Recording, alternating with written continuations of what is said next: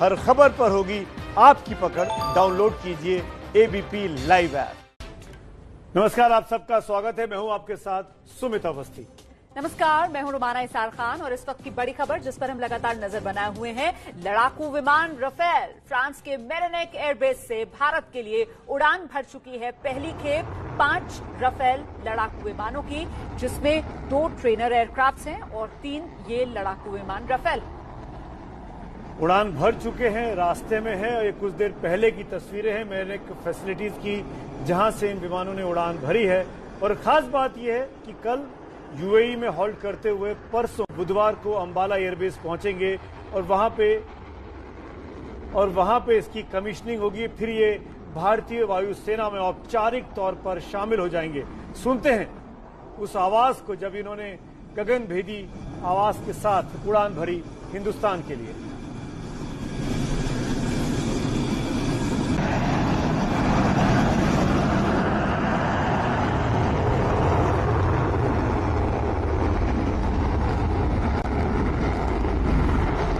वो गर्जना है जिसे सुनकर इस वक्त दुश्मन दहल रहा होगा।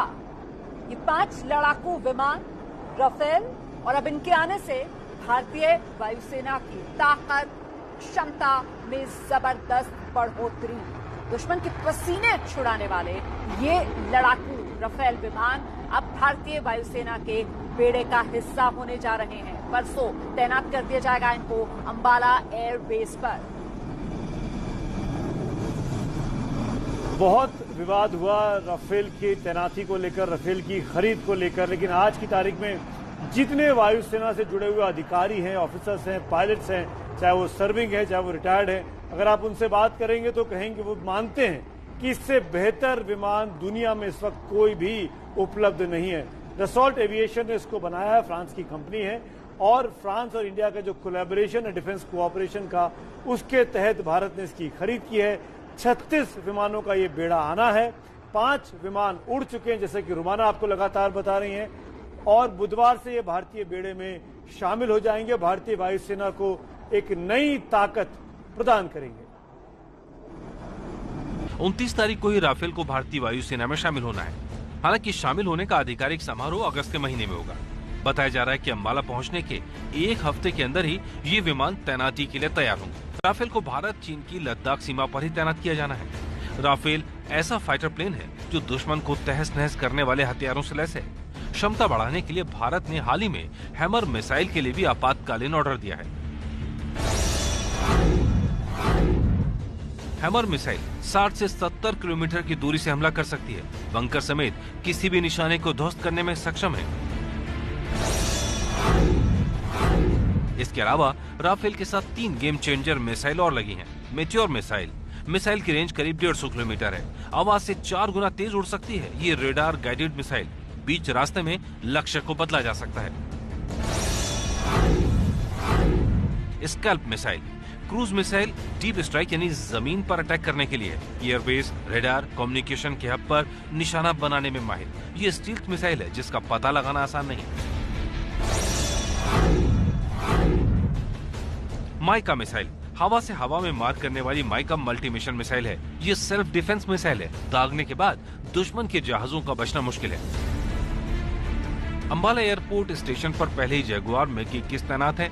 वायुसेना के आधुनिक MiG-29 को भी इसी सेक्टर में तैनात किया गया है। लेकिन सबसे ज्यादा निगाहें अगर किसी पर हैं तो वो है राफेल।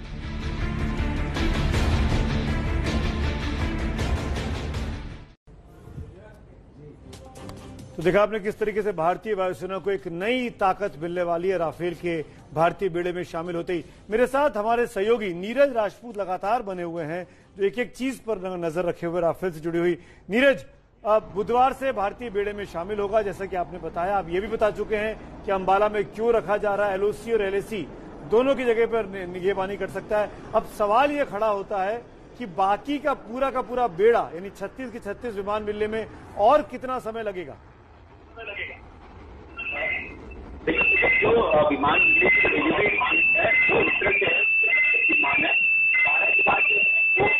आवाज बहुत खराब आ रही है नीरज राजपूत, बहुत खराब आवाज आ रही है। कनेक्शन में कुछ दिक्कत है। हम दोबारा आपसे बात करने की कोशिश करते हैं। फिलहाल ये लड़ाकू विमान राफेल तस्वीरें आप देख रहे हैं। राफेल के वेलकम के लिए हिंदुस्तान तैयार है।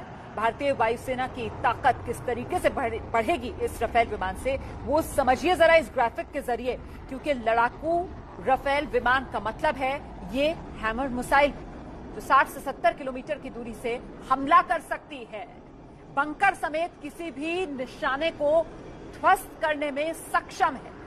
मिसाइलों से पूरी तरीके से लैस ये लड़ाकू विमान जब आसमान में हवा से बातें करेगा तब जरा सोचिए इसकी गर्जना से किस तरीके से दुश्मन का दिल दहलेगा।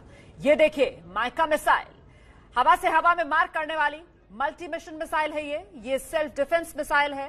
दागने के बाद दुश्मन के विमानों का बचना मुश्किल है इस माइका मिसाइल से। तो एक के बाद एक ये ताकत लड़ाकू विमान राफेल की हम दिखा रहे हैं आपको, और जब पूरी तरीके से इन अस्त्रों से लैस होकर ये लड़ाकू विमान भारतीय आसमान हवा से बातें करेगा तब इसकी गर्जना से ही दुश्मन के पसीने छूट जाएंगे। मुझे लगता है तुलना भी आपको देख लेनी चाहिए। दुश्मन देश पाकिस्तान का F-16 लड़ाकू विमान और भारतीय राफेल विमान। जी हाँ, ये देखिए दोनों की तुलना। भारत के पास अपने वजन के साथ कुल 24,500 किलो भार राफेल उठा सकता है। पाकिस्तान के पास F-16 है जो कि वजन के साथ कुल 21,700 किलो भार ही उठा सकता है। भारत का राफेल की मारक क्षमता 3,700 किलोमीटर है। F-16 की मारक क्षमता 4,220 किलोमीटर है। भारत के राफेल की अधिकतम रफ्तार 2,130 किलोमीटर प्रति घंटा है, तो F-16 की रफ्तार 2,400 किलोमीटर प्रति घंटा है।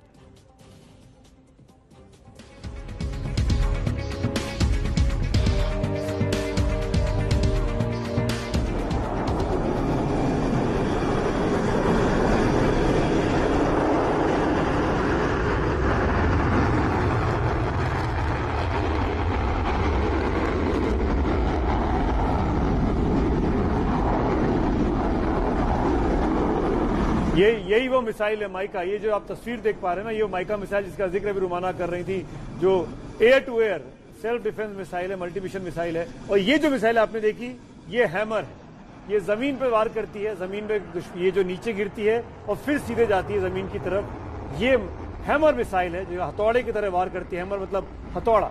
और दूसरा है माइका जो एयर टू एयर मिसाइल है। ये जो एयर टू एयर मिसाइल है जो सामने से अगर लड़ाकू विमान कोई आ रहा है उसको नेस्तनाबूद करना है, उसमें ये काम आती है। बिल्कुल। और हैमर मिसाइल अगर बंकर भी है जमीन पर, कितना भी मजबूत हो, उसको ध्वस्त कर देगी, उसको नेस्तो नाबूद कर देगी। तो हिंदुस्तान के लिए राफेल की जो पहले 5 लड़ाकू विमानों की खेप है उन्होंने उड़ान भर दी है। तो इस बड़ी कवरेज पर सुमित और मैं लगातार बने हुए हैं और हम आपको बता रहे हैं किस तरीके से वो लड़ाकू विमान राफेल की पहली खेप 5 लड़ाकू विमान की जो भारत के लिए उड़ान भर चुकी है उसका रूट मुझे लगता है आपको जानना चाहिए। किस तरीके से फ्रांस की मेरिनेक एयरबेस से जो उड़ान भरी है इन 5 लड़ाकू विमानों ने, ये देखिए, ये फ्रांस से पहले यूएई अबू धाबी यहां जो अल-धफ्रा एयरबेस है वहां पर ये हॉल्ट करेंगे और उसके बाद फिर कल अबू धाबी के अल-धफ्रा एयरबेस से ये भारत के अंबाला एयरबेस के लिए उड़ान भरेंगे और परसों बुधवार को लड़ाकू विमानों का ये पहला जत्था पहुंचेगा भारत के अंबाला एयरबेस पर। करीब 7,000 किलोमीटर का ये सफर है और उसके बाद ये विमान इसीलिए यूएई में स्टॉप ओवर कर रहे हैं ताकि पायलट्स को अगर थकान हो, विमान की मशीनों को अगर आराम देना हो तो यूएई में रास्ते में विराम करेंगे और उसके बाद फिर अंबाला परसों सुबह पहुंचेंगे बुधवार को। छोटे से ब्रेक के लिए यहां पर रुक रहे हैं, फौरन लौटना रहिए हमारे साथ। एबीपी न्यूज आपको रखे आगे।